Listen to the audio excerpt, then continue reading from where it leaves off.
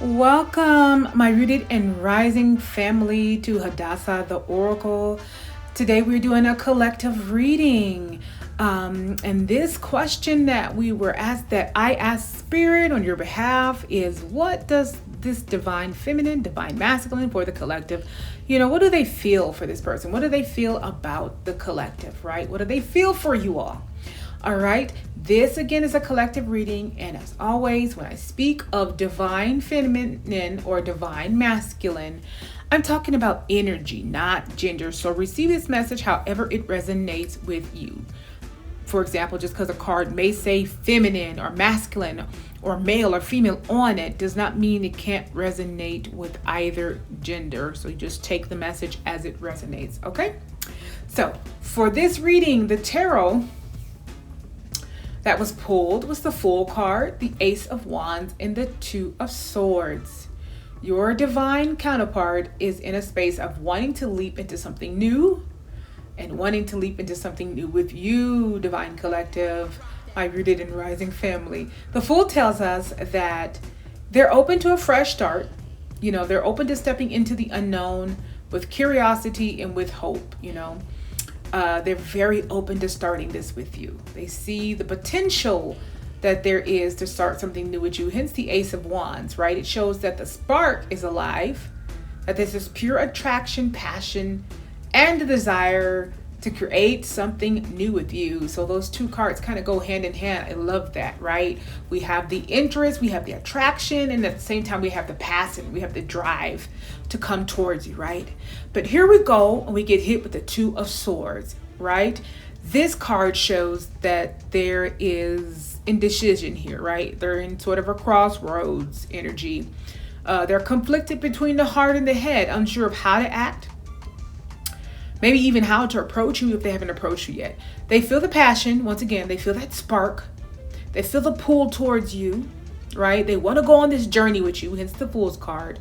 But fear and hesitation are making them second guess themselves, all right? We have some other clarifying cards. And this is through a goddess deck that I used.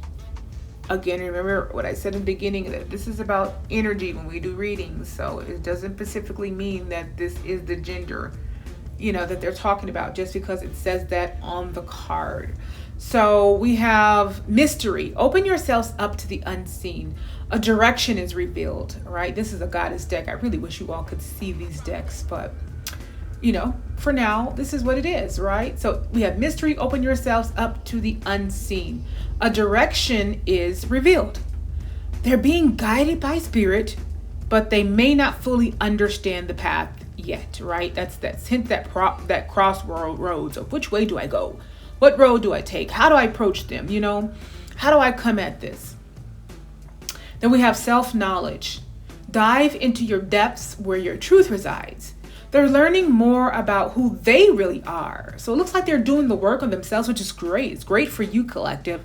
So when they come towards you, they have done the inner work on themselves. So they can really be whole for you, really be there for you. That's wonderful. There and present for you and whole for you.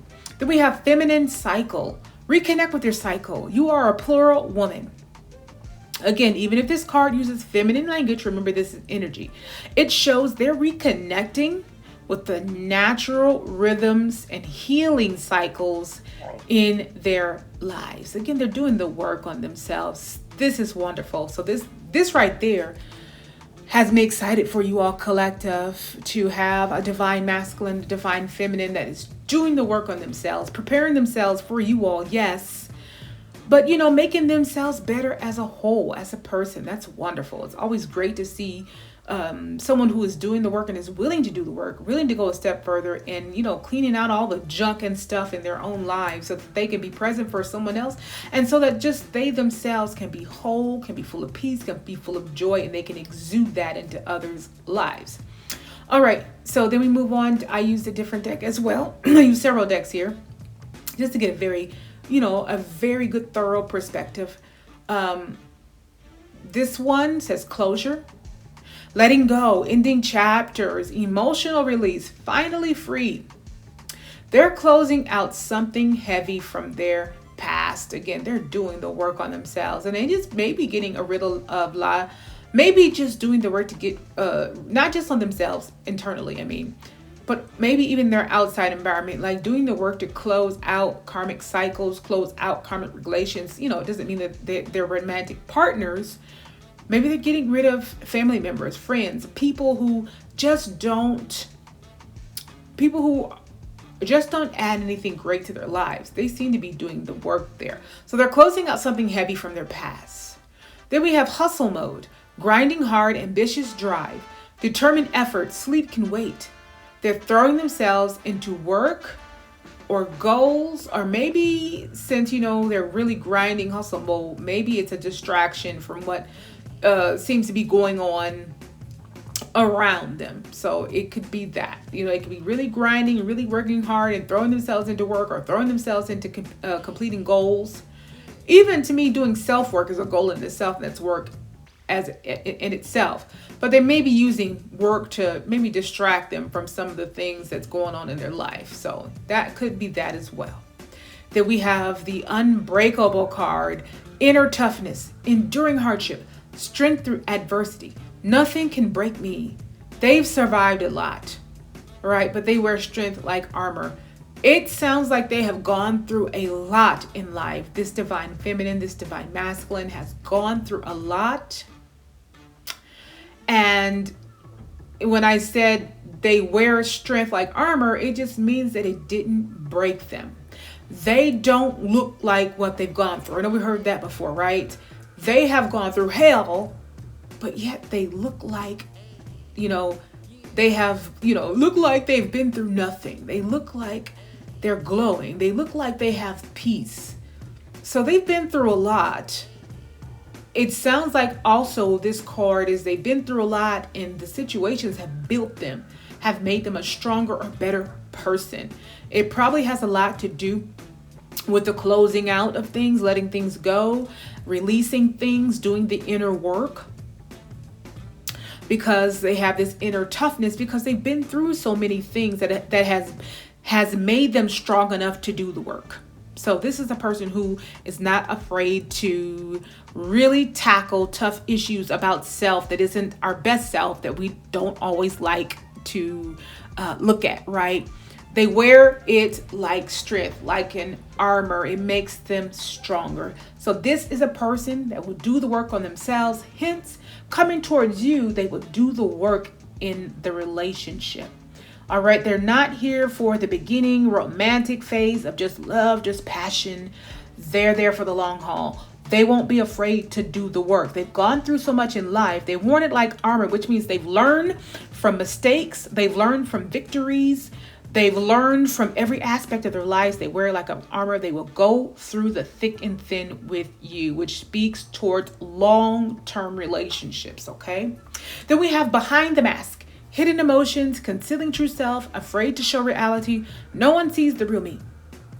And the heart of it is they're not showing the full truth of their feelings. Vulnerability may scare them. And that may have a lot to do with the unbreakable card, where it seems as if they survived a lot. They wear like armor, because armor is also protecting, right? It's a protective barrier around your body so that it doesn't sustain so much damage if it is hit. If they've been through a lot of things and they're unbreakable and they wear it like armor, well, yeah, it's just that. They're going to keep an armor around their emotions, an armor around their heart, which may lead us back to the crossroads energy of the Two of Swords, where they're not sure what path to take and how to take it with you. Because in order to make a move, they have to be vulnerable. And since they've been through a lot of things in life, that vulnerability may scare them. And that's how we kind of get revealed. Why are they hesitating? What's this crossroad energy? If they feel the passion, they're drawn and pulled towards you. They feel the connection and they want it, what's holding them back. And if they're wearing what they've been through like an armor, well, we see that they may be a little hesitant towards becoming vulnerable, which they would have to do if they wanted to approach you. Okay, so on one hand, we have them wearing their armor. They've been through a lot. They're willing to go through the thick and thin. It's an inner toughness. They endured hardship, but they don't look like it. They're strong. They are willing to do the shadow work. They're not afraid to address hard issues, but they also wear that armor of protection around their heart, around their emotions, around how they feel, so that they don't have to be vulnerable. They can always look like they're fine. They can always look like they have it together. But on the inside, it may be something different, and they may not be willing, or it may not be easy for them to express it to you, despite the fact that it seems like they really want to. Okay, so a different deck I use, I pulled the two hearts, one soul. This is another interesting deck I love. It's like a goddess deck. So it's like, which goddess are you representing? Again, I'm using goddess, but we're talking about energy here. The card says two hearts, one soul, sisterhood, psyche. The other one says psyche. All right. This shows that the soul bond is undeniable. Again, this person feels a very strong connection and pull to you. Two hearts, one soul, sisterhood. They feel joined to you, right? The connection is deep. It is not on a surface level. This person wants real deepness with you. Hence those other cards, those other cards about, self-knowledge, dive into your depths where your truth resides. Well, they want to go deep with you. They don't want just a surface, on the surface, very shallow connection. This shows they really want a deep bond with you. The bond they already feel is undeniable. It's deep, right? But they want this on a different level with you. They feel this connection on a deep, almost spiritual level, even if they can't put it into words because they don't want to be vulnerable at this moment. Okay. All right. I know it. I know I've gone through a lot of decks here, but I use another deck. The cards pulled from this particular deck, which is an interesting deck. I love this deck. It's sudden wealth, gains, profit, success, which means they may be stepping into more stability or opportunity in their life. So it doesn't mean that they're not already stable. It just means there may be more opportunity for that. Maybe there is a change for the better financially for them. Maybe they're going, something about their finances are just growing from being great to greater. Or there's this opportunity that leads to sudden wealth in a sense for them. Main male, lover, masculinity, main focus of attention, as the card says. They see themselves, or they want to be seen as a central figure in your story. All right. They want to be the main guy, the main woman in your life. Again, they feel a very deep connection. They don't want to be something surface. They don't want to be a plaything. They don't want to be a side piece. They want to be the main figure in your life. And that's not just to be a lover. They really want deepness with you. All right. And then we pulled child, right? Innocence, naivety, childhood. So for some, this may show inner child healing. And then for others, it could be about approaching love with a more innocence and openness. And it's also probably maybe speaking to maybe the vulnerability. Maybe the vulnerability has to be, is it not wanting to be vulnerable. Maybe that has to do with not just life wounds, maybe childhood wounds for this person. All right. Or maybe being vulnerable is being more childlike for this person, becoming more innocent, naivety like a child, and being more open and more vulnerable. That's what they want to do and want to be with you. Okay. Even though they're kind of afraid of it. All right. Then we use a Pacific Romance deck, and the cards pulled from that is passion. Allow your heart and soul to sing with joy. Flirt. Extend your lighthearted energy to others and getting to know each other. As you reveal your innermost self to each other, your bond deepens. Okay. So basically, they want joy, playfulness, and definitely intimacy with you. But intimacy is not just, passion, not just, baby making energy. They want something really deep with you. All right. They really want a real, true connection with you for the long term with you. Okay. Then I use a deck that is just based on emotions. So you may pull a card that says joy, peace, happiness, shadow work, love, fed up. Well, what was pulled emotionally for them was overwhelmed, fear, and at peace. So they go back and forth, sometimes drowning in fear, hence they don't want to be vulnerable, but they want to come towards you. So it seems like there's that push and pull there. There's that crossroad energy. And then sometimes finding a little calm. But overall, they're struggling with their emotional balance. They have the fear because they want to come towards you, but they're scared of that vulnerability. Then they're at peace because, when they think of you, they just think of that. They're at peace thinking of you. They really like you. They really want to be with you. They really feel that connection. They really feel the pull. They really feel the deepness that there is with you. And that brings them peace, but at the same time, it brings them fear and may overwhelm them. So they just have a bundle of emotions there going back and forth between those emotions and what they feel for you, at the same time what they've got going on with themselves. All right, and so I used one more deck here. This is like an animal guidance deck. It just gives you practical reminders. I love this deck. I usually like closing with this deck because it gives you like nice little sayings to either journal or think about.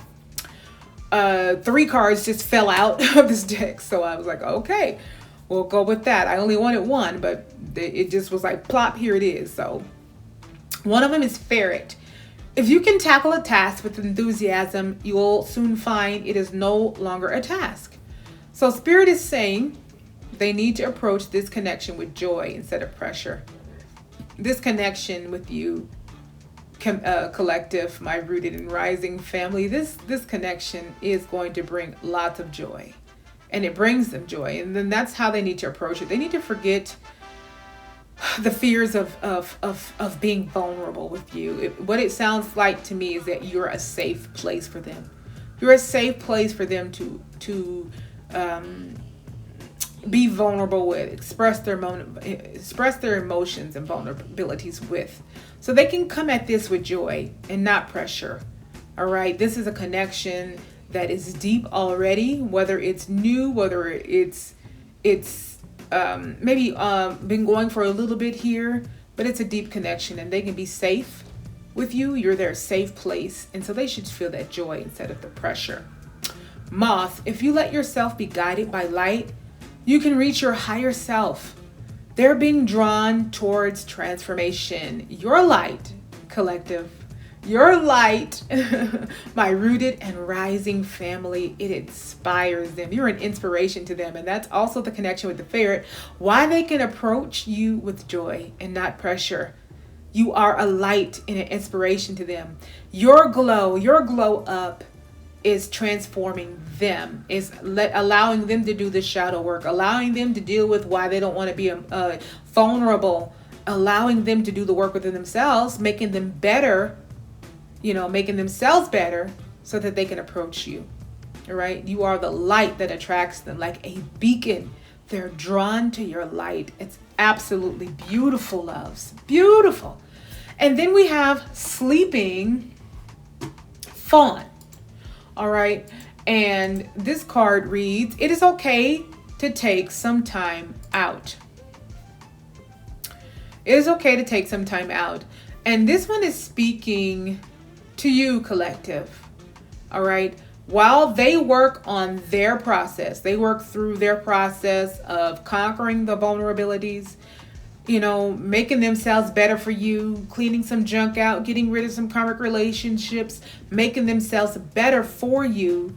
You nurture yourself, rest, recharge, and protect your peace, collective. Do that, okay? So all in all, the heart of this reading, right, is that your divine counterpart feels the passion, the bond, and the new beginning with you, but they're still working through some fear, some old cycles, and some vulnerabilities, okay? They may hide their feelings, but Spirit is nudging them toward change, truth, and deeper connection. All right, and for you, the advice of the sleeping fawn was to keep nurturing your own spirit, rooted and rising, okay? Stay grounded in who you are, rooted, right? Stay rooted, grounded in who you are, rise in your truth, and trust the divine timing of this journey. Let's do some affirmations, okay? You can repeat it after me. I attract love that is authentic and aligned. I trust the divine timing of my connections. I honor my growth as I honor theirs. My heart is open, but my spirit stays rooted. Love meets me where I rise. All right.